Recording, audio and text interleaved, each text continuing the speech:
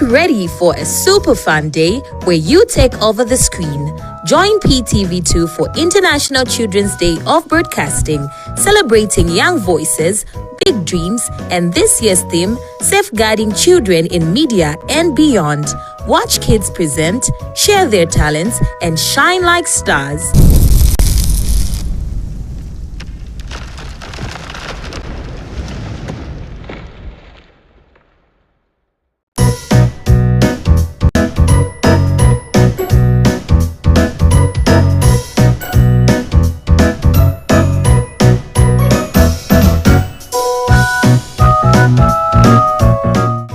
Kids, get ready for a super fun day where you take over the screen.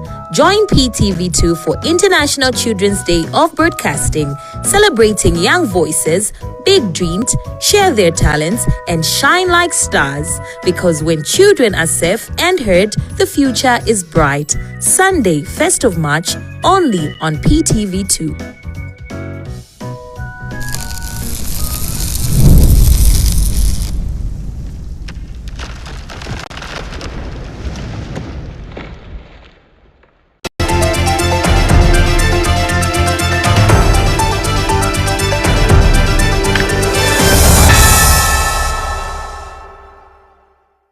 Hello and welcome to News Flash on Prime TV2, the home of breaking news.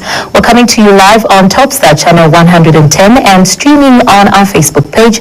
PTV2 shares painful journey as he calls for greater support.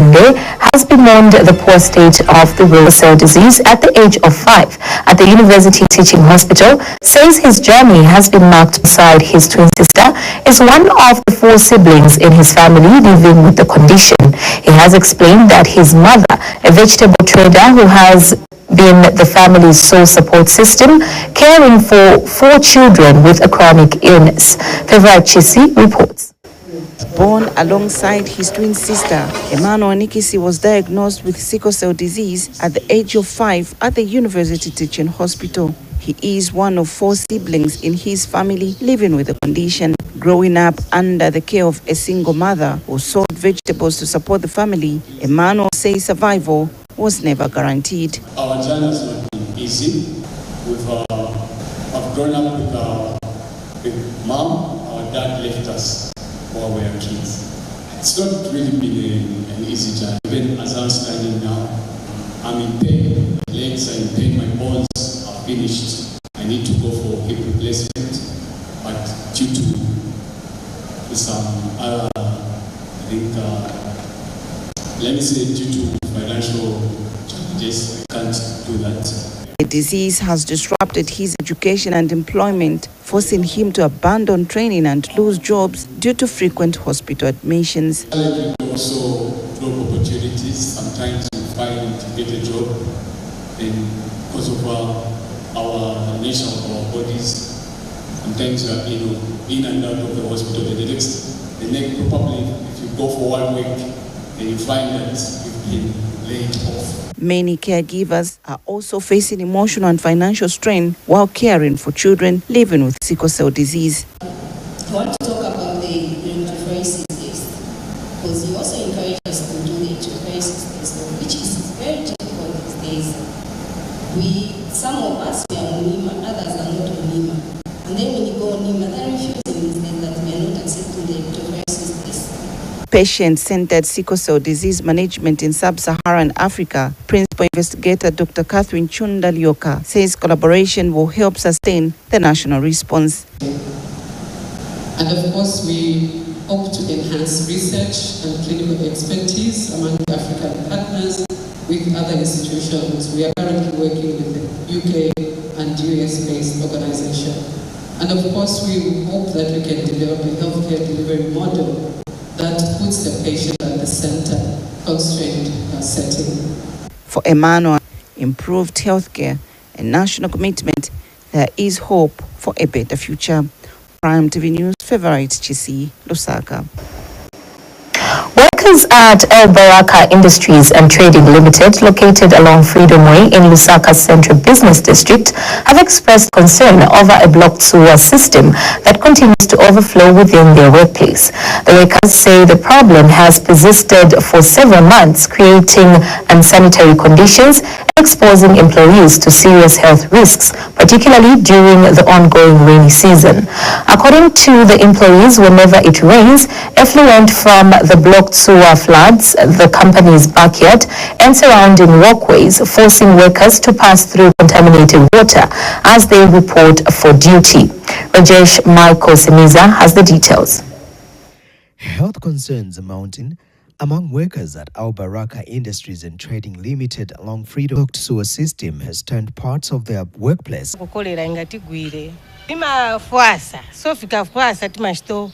Nyokola muna chimtengo so kolera ingati paize pano na manzi ya mapaka muno miyadi so timajeka chemu vimanzi vadoti. Workers say the condition has persisted for months despite repeated complaints to relevant authorities. Been blocked for some time. I think since December last year.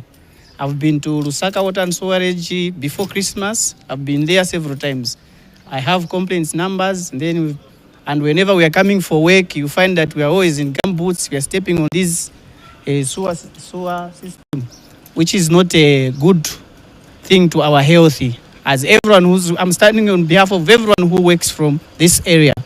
We are a lot of us, and then we are affected. And then looking at this is rain season, and cholera might attack us. Footage obtained from CCTV cameras following the rainfall on Thursday 19th shows wastewater flooding sections of the premises, raising fears of possible outbreaks of waterborne diseases if urgent action is not taken.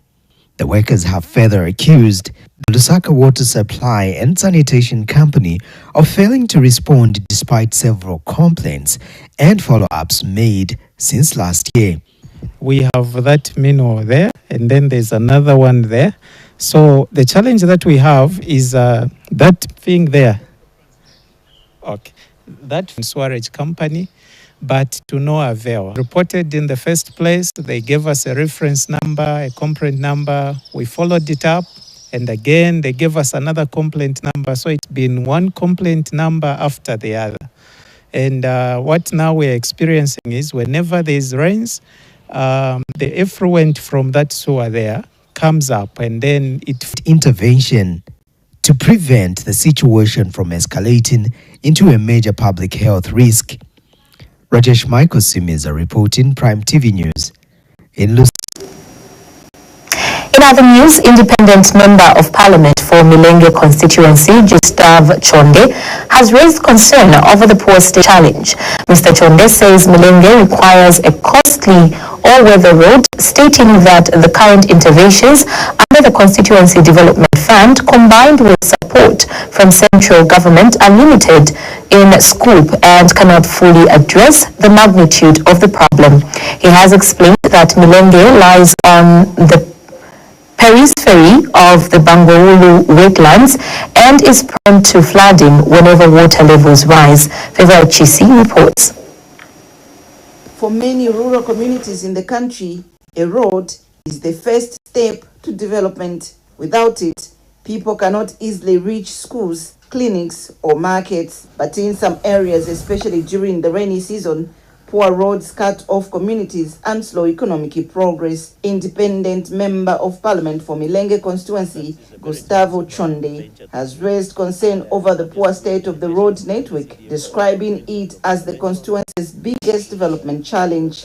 So once we have a lot of water, when Bangweulu is full, then it starts, the water now, the roads becomes waterlogged. So what we need is a serious all-season weather road that uplifts the standard. We still got a challenge of the roads. The rest of the things, there's now other things that we promise the people. We have achieved that. And then what is remaining, come the end of the rain season, the people of Milenge will have a pontoon. Mr. Chonde says a proper all-season road would improve living standards and create economic opportunities for the people. Mr. Chonde says improved roads would connect Milenge bigger markets on the copper belt and groundwork in terms of the foundation of where we must now spring up in terms of economic activities in the province. The foundation is laid. Yes, there are a few more challenges that are remaining, especially the road. Is it doable? Yes, it is doable. And obviously with the reduced social needs, because we've attended to most of the schools, we have attended to most of the clinics and other areas. So we are very soon, like in 2027, 2028, we're going to have a reduced, need in terms of in these areas. Mr. Chonde says while development is taking shape, improving the road network remains key to unlocking Milenge's full economic potential. Favorite Chisi Prime TV News, Lusaka. Civil society organizations to enhance transparency in the extractive industries sector. Ministry of Mines and Minerals Development Permanent Secretary Hapenga Kabeta says transparency remains critical in building public trust and ensuring that revenues generated from natural resources contribute meaningfully to the national development and benefit citizens. It is a pleasure to see such a strong gathering of stakeholders from across the region, reflecting the growing commitment among African countries to strengthen transparency, accountability, and good governance in the extractive sector. I also thank Transparency International Zambia for the continued contribution to promoting transparency and accountability in the extractive industries. My comment further is that as you carry out your mandate as Transparency International, sometimes you will say things that we may not like, but say them. In our cocoons, we shall sit back and say what he said can still be addressed. So please, I wish to encourage you to have the checks and balances to ensure that we are on the right path. Ladies and gentlemen, the extractive industries remains one of the most critical sectors for economic growth and sustainable development in Zambia. Let me take this opportunity to state that Zambia joined Global EITI in May 2009 and has since been reporting in line with the EITI standards. For instance, Zambia has continued to enhance transparency through the regular publication of extractive sector reports, improved disclosure of revenues collected from mining activities, and strengthened multi-stakeholder participation involving government to support peer learning for. Indeed, this is a rare opportunity where we can come together in person to discuss very pertinent issues that are unique to our continent as far as natural resource governance is concerned.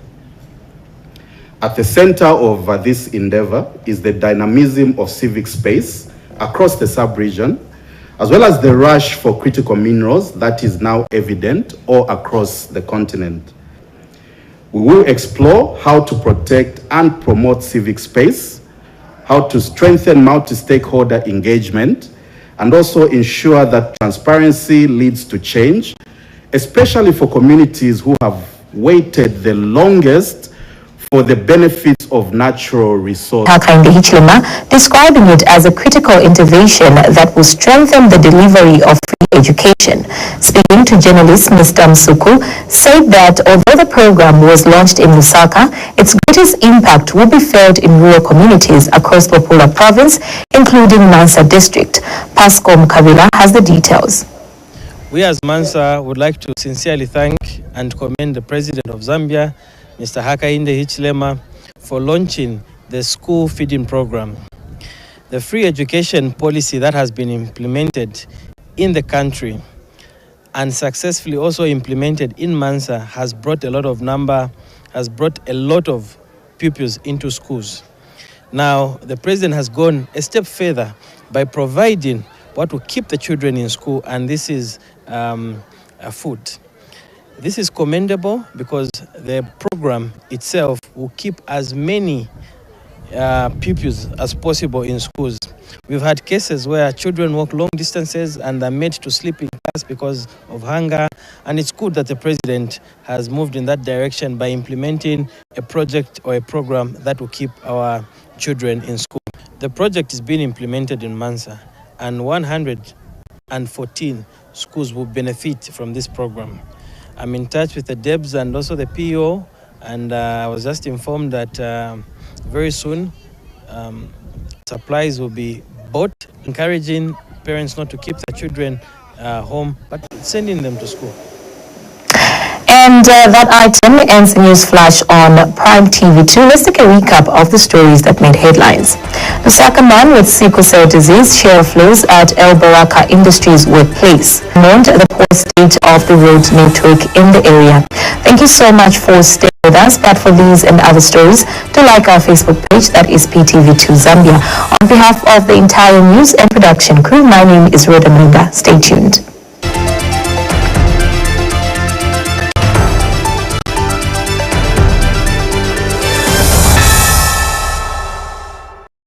Before 2022, millions of Zambian children stayed home, not because they didn't want to learn, but because school was unaffordable for many families. Today, things are much better. No more tuition fees, no more PTA fees, and no more examination fees. More than 2.5 million children are back in class across the country, from villages to towns, from cities to the districts and provinces. Schools are feeding our children and classrooms are full again. And with the Enhanced Constituency Development Fund, communities around Zambia are transforming education. More classrooms are being built, more desks are being made, more teachers are being hired. Because Bali cares, he has delivered this for all children across Zambia. Because free education is not just a policy, it is a promise to every Zambian child, a promise that poverty will not decide their future. A promise delivered.